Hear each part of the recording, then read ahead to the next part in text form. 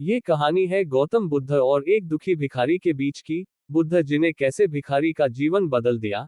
हम किसी की मदद बिना पैसे से कैसे कर सकते हैं, कैसे हम अपना जीवन बेहतर बना सकते हैं, जानेंगे इस वीडियो में। वीडियो शुरू करने से पहले निवेदन है कि अगर इस चैनल पर पहली बार आए हो तो चैनल को सब्सक्राइब कर घंटी को दबाना न भूले। आइए वीडियो शुरू करते हैं। महात्मा बुद्ध एक गांव में अपने शिष्यों सहित घने पेड़ की छांव के नीचे बैठे थे। आसपास के गांवों से बहुत से लोग अपनी मानसिक समस्याएं लेकर महात्मा बुद्ध के पास आ रहे थे। महात्मा बुद्ध उन सब की मानसिक परेशानियों का समाधान देते। सब लोग खुशी खुशी अपनी समस्याओं का समाधान पाकर वहां से लौट रहे थे। वहीं से कुछ दूर पर बैठा भिखारी लोगों को बुद्ध के पास जाते देख अपने भाग्य को कोसता हुआ यही सोचने लगा कि अभी कुछ देर पहले तो ये लोग दुखी मन से मुंह लटकाए उन महात्मा के पास गए थे, और अब इतना खुश होकर कैसे वापस लौट रहे हैं। आखिर माजरा क्या है, जरा मैं भी जाकर देखूं कि वो महात्मा ऐसा कौन सा खजाना बांट रहा है इन लोगों को।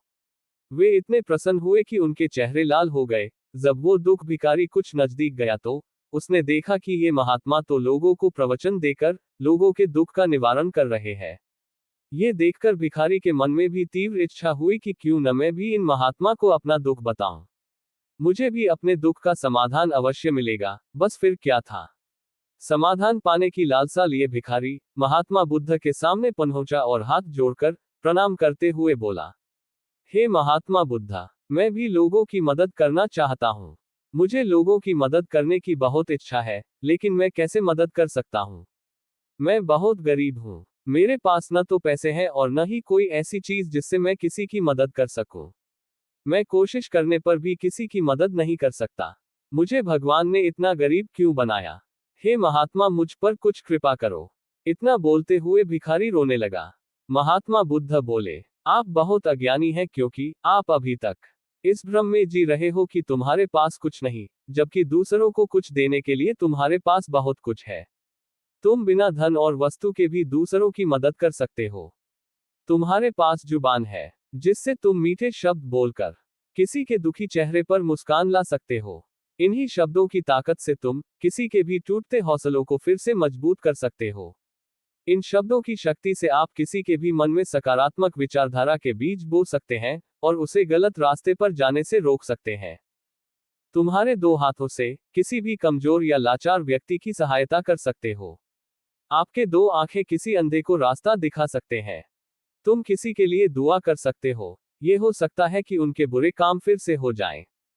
आप किसी के अच्छे स्वास्थ्य की कामना कर सकते हैं, लेकिन अज्ञानतावश तुम अब तक इस बात को समझ नहीं पाए और इस भ्रम में अब तक जीते रहे कि तुम्हारे पास मदद करने के लिए कुछ नहीं।